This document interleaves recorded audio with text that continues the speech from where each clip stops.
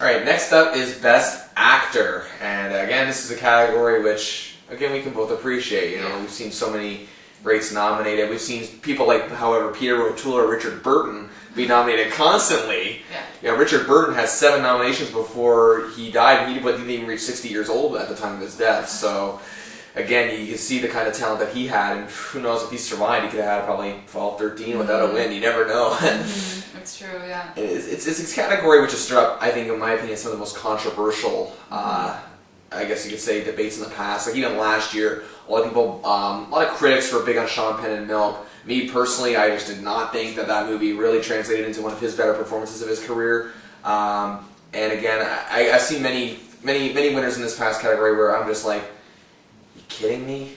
You know, I just completely and utterly just go like this. Some Oscars in the past, like I'm thinking, what was one I was just thinking of recently? Best Actor winner. Okay, Forrest Gump was my favorite movie of 1994, without a doubt. The best film of the year that year. And again, I know some people argue with me to the death about Shawshank Redemption. That still made my top 10. That said, however, Forrest Gump being the top movie, I would have given the award to Morgan Freeman, no problem. I think he should have been the clear-cut winner that year. But again, this is what this show is for. We're saying who we would pick as if we were members of the Academy. So here we go. Here are the nominees: Jeff Bridges for Crazy Heart, George Clooney for Up in the Air, Colin Firth for A Single Man, Morgan Freeman for Invictus, speak of the devil, and Jeremy Renner for The Hurt Locker. And Kaylee, envelope please. I love saying that. Always want to. Jeremy Renner for The Hurt Locker. Yes. When I first saw Up in the Air, which I think was the first movie out of like the big Oscar contenders that I saw, I was dead set on George Clooney. Mm-hmm. George Clooney all the way. He's gonna win the Oscar. He's gonna win the Golden Globe. And then I saw The Hurt Locker. And Jeremy Renner blew me out of the water. He surprised me so much about bringing a character that you would just think, you know, I went into this movie thinking, okay, it's going to be a war movie, you know, these are going to be soldiers, the same old, right? Mm-hmm. Jeremy Renner brought life to this role, and he brought a heart to this role. And I cared about him. By the end of the movie, I was feeling for him, and I wanted to see what he was going to do and what he was going to choose, and I was rooting for him, and you know, I was right there with him by the end of the film. And for that reason, I think that he should win, because he took a character that's just a normal everyday Joe. Not that soldiers are normal everyday Joes, but they are. You know, this is nothing that hasn't been done before. Absolutely. You know, war films, any film has been done a million times. It's just a different spin, and Jeremy Renner put a different, real human spin onto this role, and I thought he was amazing. The problem with war films in the last decade has been that you can't even tell one from the other, to be honest with you.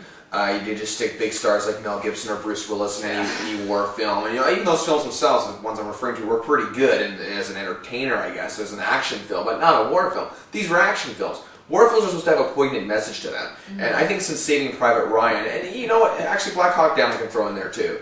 Since those movies, nothing has really translated well. Maybe I also forgot about Jarhead, but either way though, I consider that more of a drama surrounding a character than an actual war film. Yeah, and it's easy to take a war film and just make a film about war and throw some characters in there who fight. But The Hurt Locker brought more to it than just that. Absolutely. So, the envelope, please. No, I you want get to say it it. too. Sorry leaving you out. That's okay. Jeff Bridges for Crazy Heart. Now, I know Jeff Bridges is the odds-on favorite here, but yet here's someone who I've watched his entire... Here's someone who I've watched his entire career, pretty much. And again, his career started long before I was born. But I've gone back and watched many of his films. Many of his films are available. He was in a lot of minor hits, box office hits. He's done it all.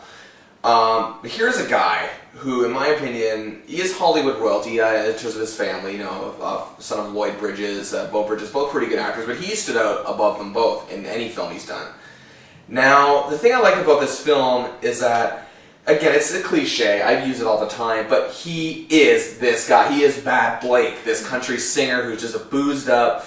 We've seen this movie a million times, I'll admit, the boozed up, such and such, in this case it's a country singer, last year was a wrestler, and he's trying to, make his life better and finds it in someone who, he never seen coming. But yet, they take a different route with this type of movie. Usually in this type of film, it ends with, not so good ending, tragic, but it's realistic. But at the same time, it's a good ending, but it's not neatly wrapped up, in a package. He's gonna be, fine, but at the same time, he didn't get everything he wanted in the end. But also the thing about Bridges' performance here is that what I like is that he seems to, I guess you could say, not bring sympathy, because really he's kind of done all this stuff to himself, but he has in a way brought, I pity him almost. I know that he's a guy who just wants to succeed. You know what I mean? And making a character like that does not work. I mean, with Mickey Rourke's character in The Wrestler, as much as I love that film, it was my second best film in 2008 for me, and I picked him to win Best Actor last year. I didn't feel bad for him at the end. He did it to himself, and I think that was the point, though. You don't have to feel bad for him at the decisions he makes. He made a decision to go out there with that bad hurt, and the ending's debated constantly. But here in Crazy Heart, Jeff Bridges just he makes me believe that this is him. I almost didn't recognize him anymore. I said that about Leonardo DiCaprio in Shutter Island last week. I just didn't recognize him. Not in a literal sense, not a figurative sense. I just did not recognize him. He was Bad Blake, and to me, again, in a year, a lot of great performances. George Clooney, fantastic. Jeremy Renner, unbelievable. Morgan Freeman, born to play Nelson Mandela, awesome job. And even Colin Firth, impressed me in a Single Man, even though I wasn't overly, blown away by the film itself. But I love Jeff Bridges here, and I know I can see you rolling your eyes. Come on. What are you doing to me here? I didn't think that Jeff Bridges was that great. Ah. I mean, he was okay, but it's like Sandra Bullock. Anybody could play that character. Oh. That's my opinion. I saw the movie and we saw it together, and I was like, this is The Wrestler except with the country music star. But that has nothing to do with Mickey Rourke's performance or Jeff Bridges' performance.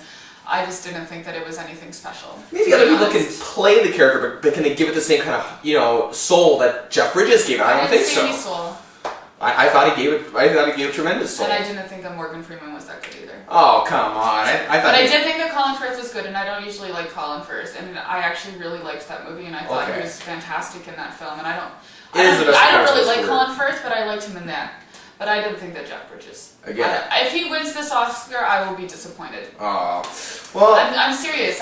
Anybody else could win it except Jeff Bridges. I just really think that Bridges translated this better than anyone else could. I mean, anybody else could have played it, and had a decent performances as it might have been considered for an Oscar, okay. But I just thought he was utterly fantastic here. I think I've seen almost all his movies, maybe 3 or 4 that I just can't find. But I've seen all his other Oscar-nominated films. The Contender, he was fantastic. Starman, which is his only before this year leading actor performance. Thunderbolt and Lightfoot with Clint Eastwood. He stole the movie from Clint Eastwood, which even though Eastwood's not a great actor per se in terms of performance-wise and mostly doing the same thing, Bridges still stole the spotlight from him, which is not an easy thing to do. Even when you're a great actor, it's hard to steal the spotlight from Eastwood. And of course, The Last Picture Show, his first nomination back in 1971, utterly great film, and one of my all-time favorites from that decade. And that was one of his first movies that he just completely and utterly blew me away.